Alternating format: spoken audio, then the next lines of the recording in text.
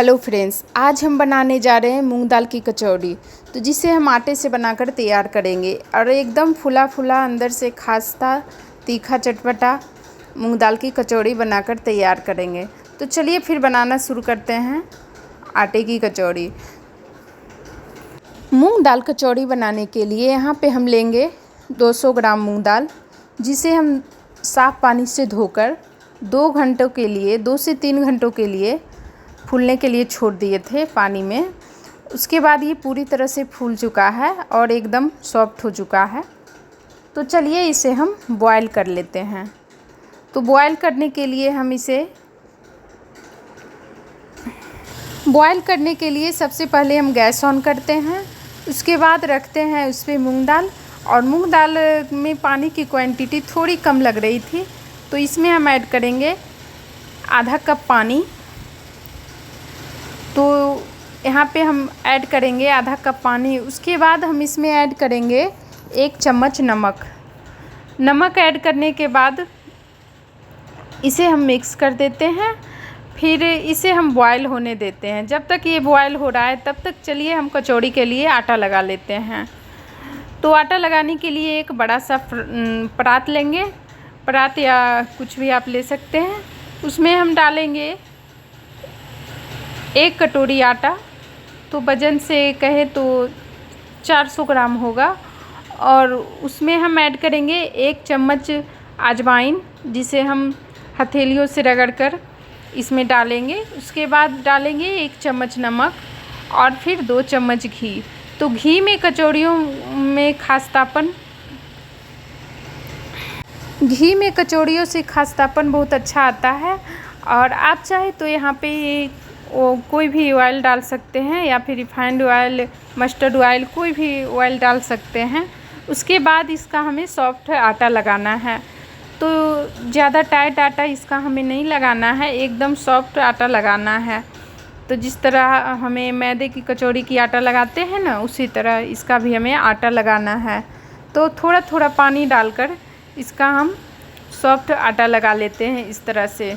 और इसे एकदम हथेलियों से रगड़ कर एकदम सॉफ्ट चिकना कर लेते हैं।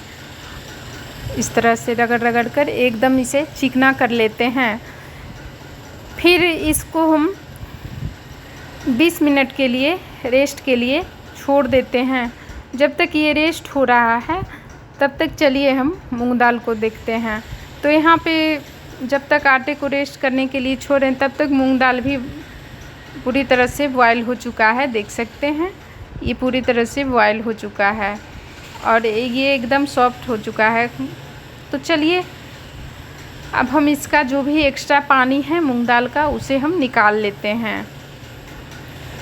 तो यहाँ पे मूंग दाल का जो भी एक्स्ट्रा पानी है उसे हम निकाल लेते हैं।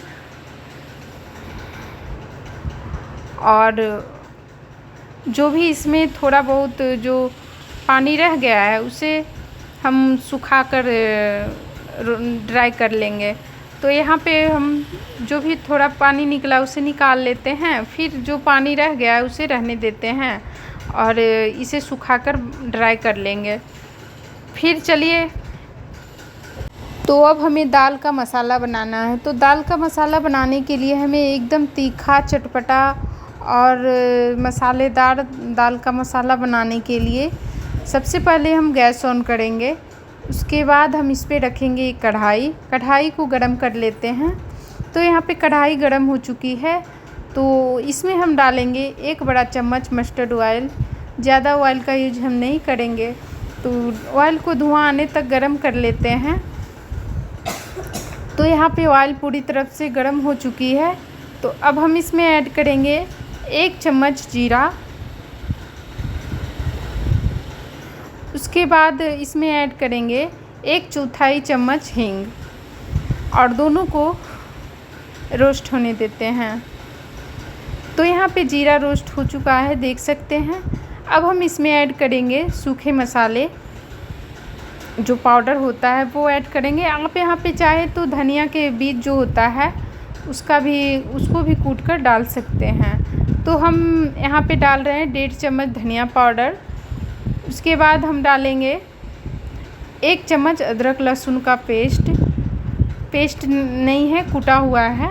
1 चम्मच अदरक लहसुन का कुटा हुआ पेस्ट। उसके बाद इसे कुछ सेकेंड के लिए इसी के साथ भून लेते हैं। फिर हम इसमें ऐड करेंगे दाल।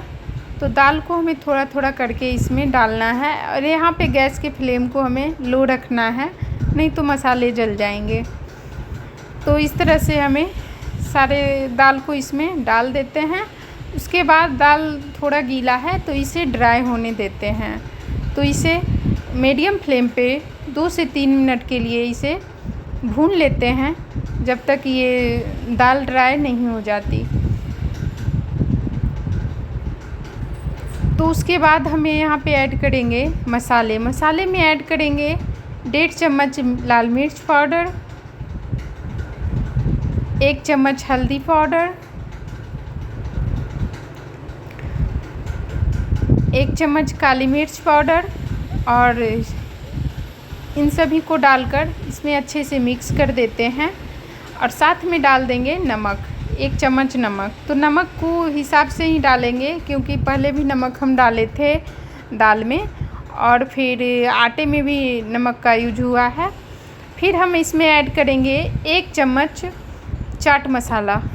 तो आप चाहे तो आमचूर पाउडर भी डाल सकते हैं, उससे भी इसमें चटपटा सा टेस्ट आता है। तो यहाँ पे हम डाले हैं 1 चम्मच चाट मसाला और इसे डालने के बाद इस तरह से इसे इसमें मिक्स कर देना है और मीडियम फ्लेम पे एकदम इसे चलाते हुए इसे एकदम ड्राई कर लेना है। तो देख सकते हैं मसाले बिल्कुल बनकर तैयार है और ये पूरी तरह से ड्राई हो चुकी है। तो अब हम इसमें ऐड करेंगे 1 चम्मच कसूरी मेथी। कसूरी मेथी डालने के बाद इसे भी हम इस तरह से मिक्स कर देंगे और इसे भी इस तरह से मिक्स कर देते हैं और फिर इसे भी पकने देते हैं इसमें। तो यहाँ पे दाल पूरी तरह से ड्राई हो चुकी है, देख सकते हैं चिपकने भी लगा है। और तो यहाँ पे स्टफिंग मसाला बनकर तैयार है, देख सकते हैं। तो इस तरह से इसे कलछी की सहायता से दबा दबा कर मिक्स कर देते हैं, जिससे क्या होगा कि ये दाल पूरी तरह से इसमें मिक्स हो जाएगा और कचौड़ी अच्छी बनकर तैयार होगी। तो फिर हम दाल को ठंडा कर लेते हैं और दाल यहाँ ठंडा हो चुका है, तो बिल्कुल भी हाथ में नहीं लग रहा है, देख सकते हैं एकदम ड्राई हो चुका है। तो अब हम इसे गोल गोल लोई बनाकर तैयार कर लेते हैं स्टफिंग के लिए। तो यहाँ पे गोल गोल लोई बनाकर दाल का हम तैयार कर लेते हैं कचौड़ियों के लिए। तो यहाँ पे इस तरह से हमें बॉल्स बनाकर तैयार कर लेना है। उसके बाद चलिए हम कचौड़ियों की तैयारी कर लेते हैं। कचौड़ियाँ बनाने के लिए आटे को एकदम मसल कर हम सॉफ्ट कर लेंगे इस तरह से। तो आटे पूरी तरह से सॉफ्ट हो चुकी है, फूल भी चुकी है। उसके बाद हमें इसमें छोटा छोटा सा लोई निकाल कर इसे गोल शेप में बनाते हुए इस तरह से, उसके बाद इसमें हम हल्का सा आटा लगा लेंगे। आटा लगाने के बाद इसे इस तरह से राउंड शेप में घुमाते हुए कटोरियों की शेप में बना लेंगे। इसके बाद इसमें हम डालेंगे स्टफिंग जो बना कर रखे हैं वो हम डालेंगे और इसे हम सेंटर में डालने के बाद इस तरह से लॉक कर देंगे। उसके बाद इसी तरह से हमें नहीं से बेलना है और नहीं से ज़्यादा दबाना है, पतला करना है, बिल्कुल ऐसे ही बनाकर तैयार करना है मूंग दाल की कचौड़ियाँ। तो इसी तरह सारी कचौड़ियों को हम भर लेते हैं। तो इस तरह से सारी कचौड़ियों को हम भरकर तैयार कर लेते हैं। सारी कचौड़ियों को हम भरकर तैयार कर लिए हैं। उसके बाद चलिए तलने के प्रोसेस में। तलने के लिए हम तेल गरम कर लिए हैं, तेल गरम हो चुका है। तो अब हम इसमें एक एक करके सारे कचौड़ियों को डाल देते हैं जितना इसमें आ सकता है और इसे एकदम लो फ्लेम पे हमें फ्राई करना है।